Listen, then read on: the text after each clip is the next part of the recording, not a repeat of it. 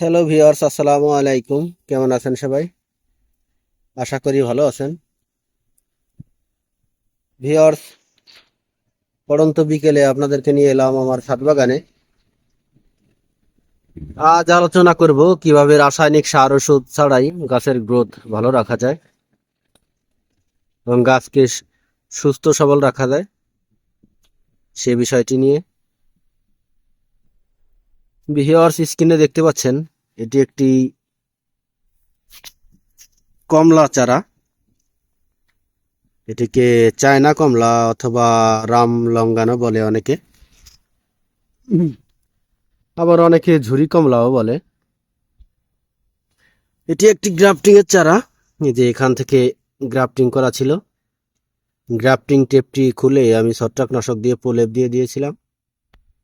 তো আলহামদুলিল্লাহ এটি খুব সুন্দরভাবে জোড়া লেগে গেছে। তো আপনারাও গ্রাফটিং টেপটা খোলার পরে অবশ্যই এখানে ছত্রাকনাশক দিয়ে একটা প্রলেপ দিয়ে দিবেন, যেন কোনো প্রকার রোগাক্রান্ত না হয় এবং জোড়াটি সঠিক ও সুন্দরভাবে লেগে যায়। তো ভিউয়ার্স, দেখতে পাচ্ছেন আমার এই গাছটি কিন্তু আমি সবে মাত্র কয়েকদিন হলো রোপণ করেছি। এটি একদমই একটি ছোট চারা ছিল এই পর্যন্ত। তে নতুন একটা ডাল হওয়ার পরেই আমি কিন্তু এটাকে পুনিং করে দিয়েছিলাম। আমার উদ্দেশ্য এটা থেকে অনেকগুলো ব্রাঞ্চ নেওয়া এবং গাছটিকে ঝোপালো করা। তো ফাইনালি কিন্তু গাছে মোটামুটি ভাবে ভালো গ্রোথ এসেছে, দেখতে পাচ্ছেন। গাছটি মোটামুটি ভাবে কিন্তু ভালোই ঝোপালো হওয়া শুরু করেছে, যদিও ছোট কিন্তু ঝোপালো হওয়ার মতো কিন্তু একটা শেপ অলরেডি তৈরি হয়ে গিয়েছে। তো আসুন কিভাবে মাটি প্রস্তুত করেছি, মিডিয়া প্রস্তুত করেছি। ভিউয়ার্স, দেখতে পাচ্ছেন এটি হচ্ছে একদম ঝুরঝুরে পচা গোবর, একদম পচা গোবর। এই পচা গোবরটি আমি মিডিয়া হিসেবে ব্যবহার করেছি 50% এবং 5% দিয়েছি চিটা। এই দেখতে পাচ্ছেন ধানের চিটা। এই ধানের চিটা কিন্তু অত্যন্ত ভালো সার হতে পারে, প্রাকৃতিক সার। এবং সবচাইতে মূল্যবান যে বিষয়টি, এই ধানের চিটা আমি এই জন্যই দিয়েছি যেন এই দেখেন মাটিটা একদম তুলতুলে। তো আপনারাও ইচ্ছা করলে ধানের চিটা দিতে পারেন। আর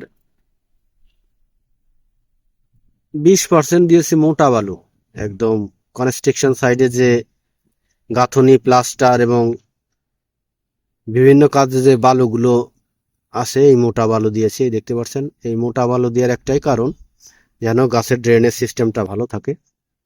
এটি একটি 8 লিটার টব। এটিকে আমি নিচে 6 থেকে 7টি হাফ ইঞ্চি করে ছিদ্র করে দিয়েছি এবং 1 ইঞ্চি পরিমাণ শুধু মোটা বালি দিয়ে ভরাট করেছি,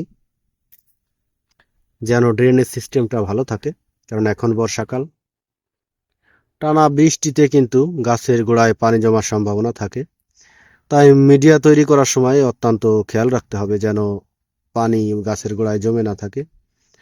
আর 20% দিয়েছি আমি দোআঁশ মাটি। তো টানা বৃষ্টির পরেও আমার এই গাছের গোড়ায় কখনো এক ফোঁটাও পানি জন্মে থাকে না। পানিগুলো খুব সুন্দরভাবে নিচ দিয়ে বেরিয়ে যায়, অতিরিক্ত যে পানিটা। তো আর এই গাছের গ্রোথ, এত সুন্দর গ্রোথ হওয়ার একটাই কারণ, সেটা হচ্ছে প্রাকৃতিক সার। আমি কোনো প্রকার কোনো সার ওষুধ, রাসায়নিক সার ওষুধ আমি কিন্তু এই গাছটিতে দেইনি, স্প্রেও দেইনি এবং গোড়ায়ও দেইনি।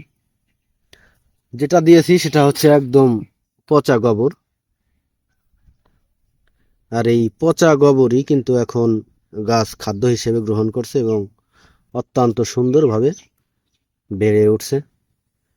তো আপনারা চাইলেও এভাবে রাসায়নিক সার ওষুধ ছাড়াই গাছ রোপণ করতে পারেন। যখন মিডিয়া তৈরি করবেন তখন এই পচা গোবরগুলো দিবেন। এই গোবরগুলোর বয়স প্রায় 1 থেকে 1.5 বছর। এই গোবরগুলো দিয়ে আপনারা জৈব সার বানাতে পারেন, তাহলে আপনাদের গাছের গ্রোথ অত্যন্ত ভালো থাকবে এবং খুব তাড়াতাড়ি ফুল ও ফল পাবেন। তো ভিউয়ার্স আজ এ পর্যন্তই। পরবর্তী ভিডিও পেতে চ্যানেলটি সাবস্ক্রাইব করবেন। ধন্যবাদ সবাইকে, ভালো থাকবেন সবাই।